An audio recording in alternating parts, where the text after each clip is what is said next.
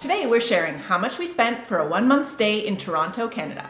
We're full-time travelers who keep track of everything we spend in every country we visit.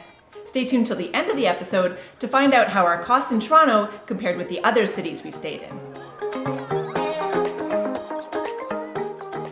If you've been following our story, welcome back for another episode. If you're new to the channel, I'm Stephanie. And I'm Gillian. We're a couple who sold everything we owned, packed up our lives, and headed off for a life of full-time travel.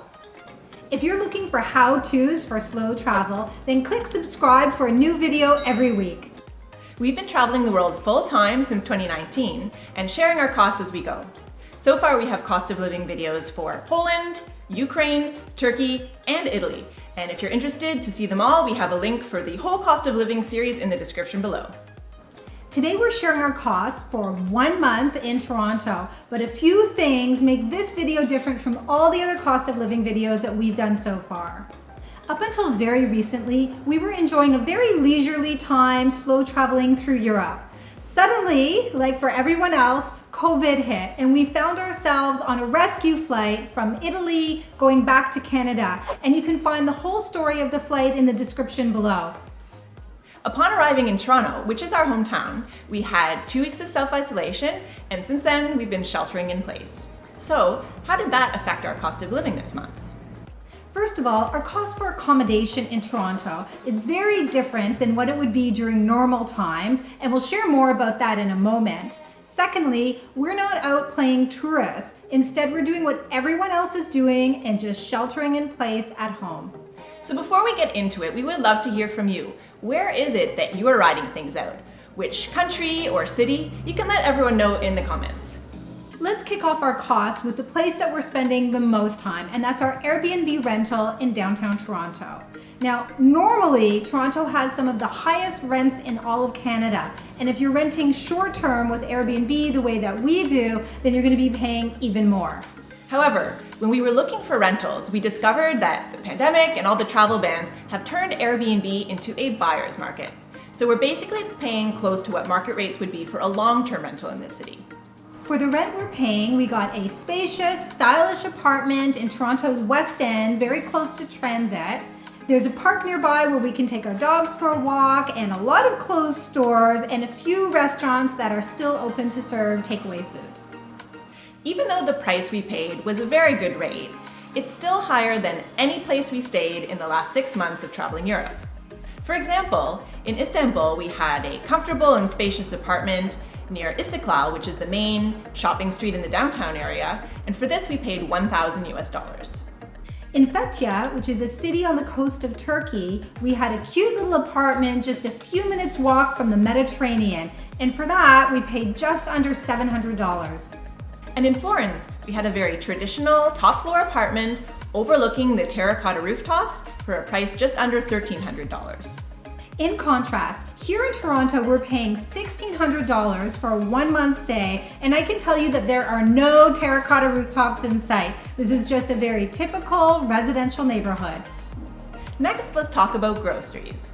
Now, I don't want to say that grocery shopping is the most exciting part of the day, but it is one of the few places that we're still allowed to go. So here's an example of what $70 worth of groceries in Toronto looks like.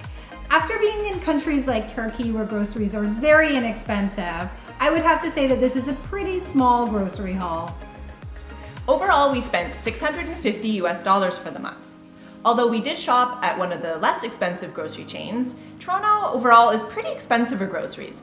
But I will say that we do eat a lot, and we were cooking 95% of our meals at home. So that brings us to the other 5% of the meals that we had, which were from local takeaway restaurants. Normally, in every country that we visit, we love to explore the local food by dining out as much as we possibly can. Unfortunately, with the pandemic hitting in March, we had our very last restaurant meal in the town of Lecce, where we enjoyed this delicious sandwich on March 10th. We remember the date very clearly because it was actually just 2 days before we tried and failed to leave Italy before the lockdown. You can check out the whole story in our video here linked in the description. Since then, we've been in lockdown and we haven't had any meals from any restaurants until now, because we've finally been able to get our hands on some takeaway food. That's been the fun part of sheltering in place in Toronto because we have access to amazing food from all over the world. We've tried Caribbean roti and Vietnamese bun, and some comfort food, brisket and roasted veggies. We're actually staying close to our old neighborhood in Toronto, so some of these dishes are old favorites. And our total spend on takeaway was $103. Now for our entertainment costs, which were pretty minimal during this time of lockdown. So we spent just $18 to cover our Netflix and Spotify subscriptions. The rest of our entertainment was completely free, and it consisted of long walks through the neighborhood with our dogs, bike rides, and socially distanced meetups with friends and family. Next is transportation. And since we were living through a lockdown, we spent very little on transportation because we weren't supposed to go anywhere. I took public transit to my parents' house a couple times and was a little worried beforehand, but the seats were taped off to ensure social distancing, and the trains are basically empty anyway. We also took an Uber one day so we could have a lovely walk along the shores of Lake Ontario. So in total, we spent just $16 on transportation. Moving on to fitness. If you've been watching our videos, you'll know we love working out and staying fit. In fact, we have a whole video about how we stay fit while traveling full-time, which we'll link in the description below. Obviously, we couldn't join a gym at this time, which is our usual practice when we're traveling, but instead we were fortunate enough to be able to borrow a set of dumbbells from our family. So we're able to follow an at-home program using the dumbbells for a grand total of $0. We have a few other costs to mention, which are usually consistent from month to month. For data, we use a global data provider, which came in at $7 this month because we really weren't out and about much at all. For our insurance, we recently changed our health insurance provider so that we could get a more comprehensive plan. So we're now paying a little bit more for our insurance at $134 a month, but we get more peace of mind with that. For storage, we do keep a small storage locker here in Canada for those personal items and mementos that we want to hold on to. And that cost us $104. So now things get interesting. Now we're going to share how the cost for a month in Toronto, which is Canada's most expensive city, compares to the other cities that we've stayed in.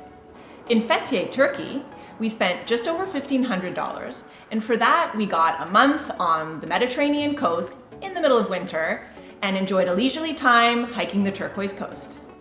In Istanbul, we spent around $2,400, and for that we got a month in a spacious apartment in a very traditional neighborhood, and we had 1 or even 2 meals out a day and enjoyed all sorts of tours and attractions and sights.